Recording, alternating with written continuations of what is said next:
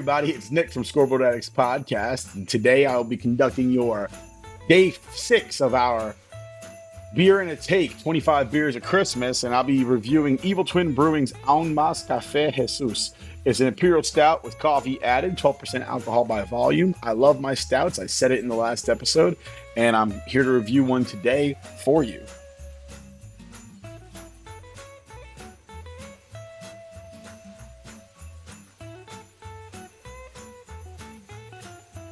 Now, one of the reasons I like stouts is they're not too foamy.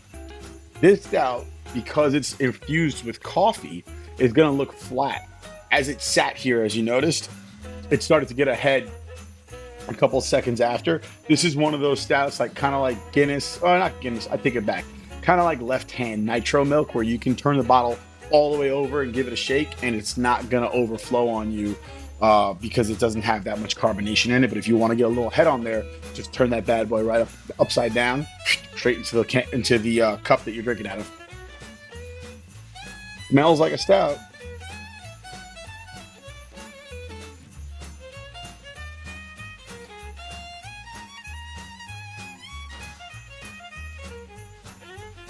You know, it's 12% alcohol, but it doesn't really give you that liquor taste. Sometimes you drink a overproof beer, and when I say overproofed, I mean anything over about 6.5%. Your standard beer, and when I say standard beer, I'm talking like your Budweisers, your Coors. Those are about 5.5% alcohol. A stout like Guinness is like 3.5% alcohol. This is 12.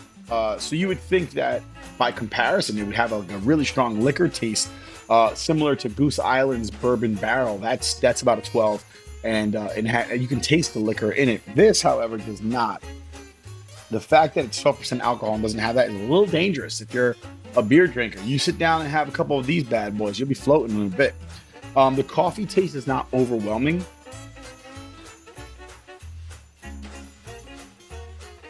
It's there a little bit, but like black coffee. So it doesn't have any like hazelnut or any type of flavors that go along. It's like black coffee mixed with stout beer.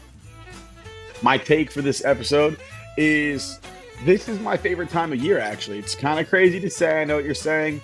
But this time, for baseball at least, is hot stove time. Winter meetings, it brings about new hope for your team. If you're a team that hasn't had success in recent times, it definitely brings new hope for you. As a Yankee fan with this past season, you kind of got to sit there and say, hey, what are we doing in the offseason? Get a little offense going. A lot of rumors going around. Juan Soto might be on the move. Shohei Ohtani's out there. Yoshinobu, I believe is Yoshinobu Yamamoto. He's out there. I heard somewhere that the Yankees are a possible destination for him, that he favorites the Yankees. Maybe that's true. Maybe it's not true. I'm not sure. But it is an exciting time. For somebody like Juan Soto, that's a 1-year rental. He's already come out through his agent and said, I am going to test the free agent market. I'm not signing a deal before the season. In baseball, it's a little less risky than, let's say, football, because the odds of you getting an injury that's career-threatening in baseball is not as high as saying, let's say you're a football player and you take a knee injury. But I think the most intriguing thing right now is Shohei Ohtani and where he's going to end up. One of the things that I think is very interesting with regard to Shohei Ohtani is he's 30 years old. A lot of people don't realize that. He's 30 years old. He's had 2 elbow surgeries on his pitching arm.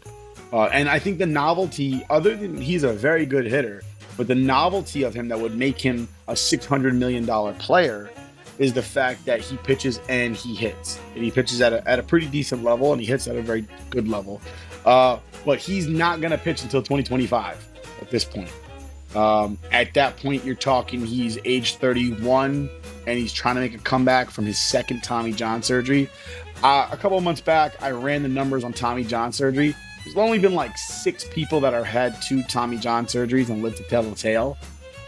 It's tough, man. Are you paying $600 million for a guy that you might only be getting half of what he's bringing to the table? Would you pay $600 million for David Ortiz if this guy can't pitch right again? I don't know. And I always bring up the fact that Ohtani is the type of guy that needs a 6-man rotation So you're really throwing your entire rotation into upheaval when you sign a guy like that. And the reason I say that is somebody like Garrett Cole, for instance, let's use the Yankees because we're talking New York. Garrett Cole pitches every fifth day. Is Garrett Cole willing to change his routine to allow for Ohtani to be there? And then if I'm a younger player, right? If I'm a guy who's trying to crack the big league squad, or I'm an up-and-coming stud or whatever it is, or worse, I'm up for either salary arbitration or free agency, I don't want to pitch in a lineup with Ohtani. If I'm in a six-man lineup, that means I'm arguably, depending on where I pitch, I could be pitching 6 less games per season than every other starter in Major League Baseball, which means that at the end of the year, my stats are skewed to be 26 games or 25 games instead of 31 games that I could have started. So now I'm missing potentially 5 or 6 wins. And I know you're going to say wins aren't a starter stat. It's a team stat, whatever. It's bullshit. Wins are a starter stat. You pitch the longest.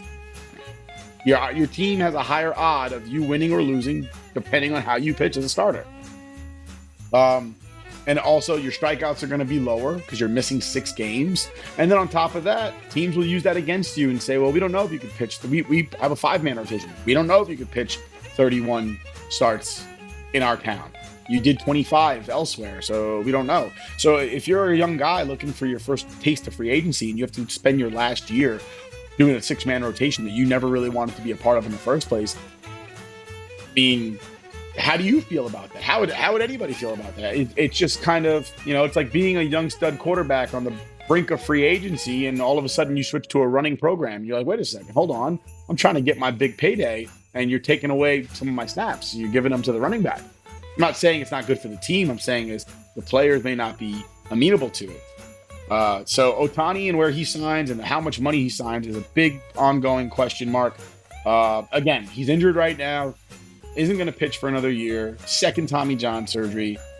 There are a lot of question marks, and I'm wondering who's going to pay $600 million to a guy where there's question marks. I could see if there weren't any question marks. You sit there and sign up for that every day of the week and twice on Sunday, but there are question marks. So I wonder where he'll end up and how much he'll get.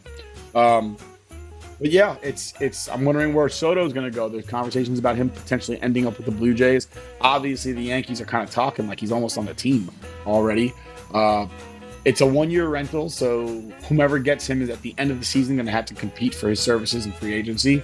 So the days of playing for one franchise for a career are long gone. And then, of course, we get to see who the Mets are going to ruin after free agency when their season starts. So that's always intriguing, too. We'll see if the Texas Rangers look to improve upon what they brought last year, and some of the traditional teams that normally are very successful do anything, like the Boston Red Sox. We'll see if they do anything to improve their chances in 2024. It catches up to you. At first, I didn't taste the alcohol, but the more I drink it, the more I taste it, and it's like, wow, my face is like hot right here. Wow, catches up to you real fast too. That'll clean your nostrils out. But this is good. Out of 5 flights, I'll give it 4. I like stouts. I said it in the last episode. I love a good stout. And I know what you're thinking. You're like, Nick, you love Christmas stuff for Christmas, for beer and a take. What the hell? A stout to me is a Christmas. Like a porter, a stout, those are Christmas beers. A nice dark beer, that's what you drink when it's cold outside. That's Christmas right there. Coffee is Christmas. Summertime, you're drinking Coronas, you're drinking Lagunitas, you're drinking all that stuff in the summertime, all the light things. The winter's for the heavy stuff. I'm drinking here a stout beer, a nice imperial stout. I feel imperial.